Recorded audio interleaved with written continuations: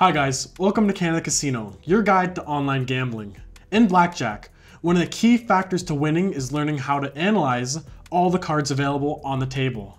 One card that's often overlooked is the dealers. In this video, we're going to teach you how to read the dealers' up cards and how important of a factor it is when playing the game.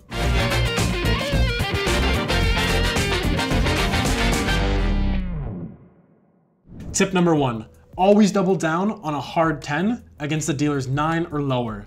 When you're dealt a hard 10, you are favored to win against the dealer's 9 or lower.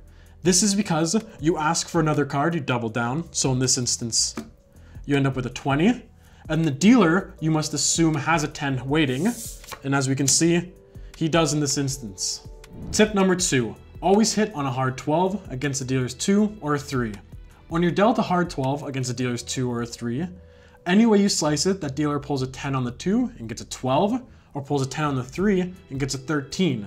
So you're either gonna push or you're gonna lose. So you have a better chance of winning taking a hit and seeing what happens. So for this instance, I have my 12, I ask for a hit, and I get a 9. Lucky me, I have 21, and from the looks of this, I'm not going to be beat. Tip number 3, always hit on a 7 ace against the dealer's ace, 10, or 9. The bottom line is when you get a 7 ace, your hand is the underdog. You have a soft 18, and against the dealer who pulls a 10 on a 19, a 20, or a 21, you'll lose these hands. Hitting on this hand, however, has no losses, because if you pull a high number card, the ace will become a 1, and you can play with that. Or you can get a low number card, which can end up beating these higher cards we have here. So we'll hit a card on our 18. We're lucky, we get a 2 and we pull a 20. So out of these 3 options, we'll push, we'll win, and then we'll lose. So any way you put it, hitting on a 7 ace is the best way to go. Tip number 4, always double down on a soft 13 through a soft 18 against a dealer's 6 and a 5. When you're dealt a soft 13 through a soft 18 against a dealer's 6 or a 5, it is simply best practice to double down because your chances of winning are so high. In the cases where you're dealt a soft 13 through a soft 18, the range of dealer cards that you'll play against varies based on the rules of the table you're playing at and the amount of decks you're using in that game of blackjack. Sometimes when you're dealt a soft 13 against even a dealer's 4 up card, you have a pretty good chance of winning still. So in this case, we have a soft 13 against the 6. The dealer flips his card. He has a 16. Since we doubled down previously, we have a 13.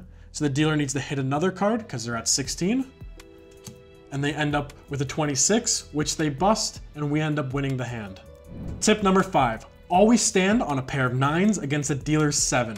Every blackjack player knows when you get a pair of 9s against a dealer's 9 or lower, you need to split. However, where the most mistakes are made is when the dealer has a face card of 7. In this case, when you're dealt a pair of 9s against a dealer's 7, it's in your best interest to stand. This is because in your mind, you think that the dealer is going to have a 10 in the hole, giving him a 17, and there he's going to have to stay. So, standing on this 18 gives you the best chance of winning in this instance. However, you can take a risky shot at it and split the 9s and pray that you get 2 10s, giving you 2 19s, winning double the money, but that's entirely up to you. Tip number 6, always surrender on a hard 16 and 15 against the dealer's ace, 10, or 9.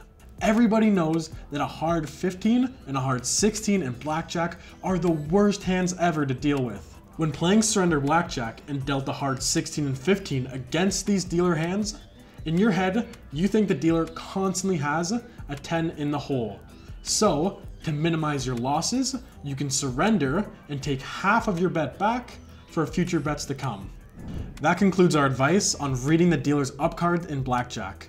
This will definitely improve your game in the long run. So, if you have any other advice for us, make sure to double down in the comments, make sure to like, and definitely subscribe for future gambling content. I'll see you next time.